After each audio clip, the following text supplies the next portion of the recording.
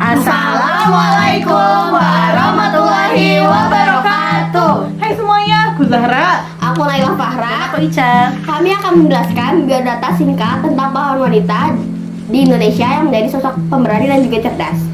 Beliau adalah salah satu tokoh emansipasi wanita. Beliau bernama Haja Rangkayo Rasuna Said.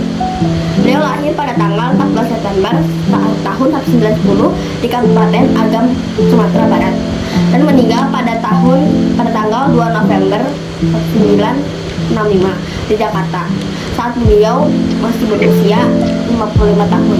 Dia memiliki suami pada tahun 1929. Rasuna menikah dengan Daski Saman, seorang rekan pengajar dan aktivis politik.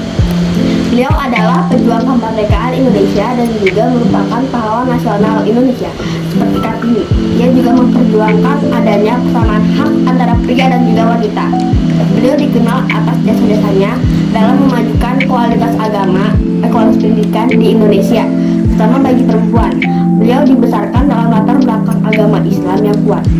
Setelah beliau menamatkan pendidikan sekolah dasarnya, Rasuna Said yang waktu itu masih remaja dikirimkan oleh sang ayah untuk melanjutkan pendidikan di pesantren Ar-Rasyidah. Dan saat itu beliau menjadi satu-satunya santri perempuan yang mengenyam pendidikan di sana. Rasuna Said sangatlah memperhatikan kemajuan pendidikan kaum wanita. Beliau sempat mengajar di dunia putri sebagai guru. Namun, beliau berhenti mengajar pada tahun 1930 karena beliau memiliki pandangan bahwa kemajuan dalam bidang pendidikan khususnya bagi kaum perempuan tidak hanya bisa dilakukan dengan pendidikan sekolah, namun harus disertai dengan perjuangan politik. Pada tahun 1926, Rasuna Said aktif dalam organisasi Serikat Rakyat yang berafiliasi dengan komunis yang dibubarkan oleh pemberontakan komunis yang gagal di Sumatera Barat pada tahun 1927. Tahun berikutnya, ia menjadi anggota Partai Serikat Islam dan naik ke posisi kepemimpinan cabang Maninjau. Setelah berdiri pada tahun 1930, beliau bergabung dengan Persatuan Muslim Indonesia atau PERMI, sebuah organisasi berbasis Islam dan nasionalisme. Tahun berikutnya, Rasuna Said kembali mengajar di Padang Panjang, meninggalkan pekerjaannya setelah berselisih dengan pemimpinnya, karena beliau telah mengajari murid-muridnya tentang perlunya tindakan politik untuk mewujudkan kemerdekaan Indonesia dan pindah ke Padang Panjang di mana markas kepemimpinan PERMI didirikan.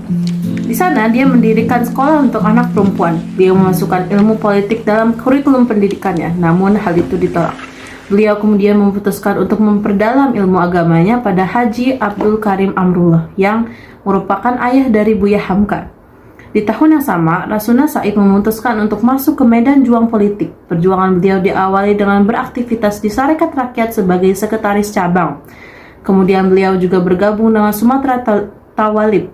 Gerakan Tawalib ini dipengaruhi oleh nasionalis Islam asal Turki yaitu Mustafa Kemal Atatürk. Rasuna Said ikut mengajar di sekolah-sekolah yang didirikan oleh PERMI dan kemudian mendirikan sekolah Tawalib di Padang dan memimpin kursus putri dan normal kursus di Bukit Tinggi. Rasuna Said sangat mahir dalam berpidato mengecam pemerintah Belanda.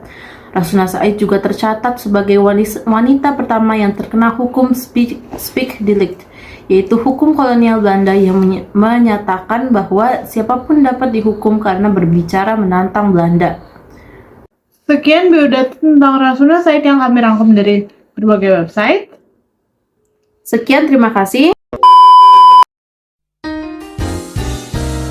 Assalamualaikum. Belum.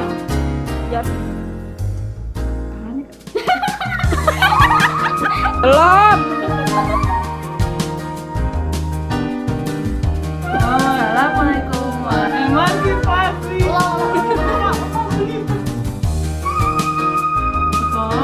Belum. Belum.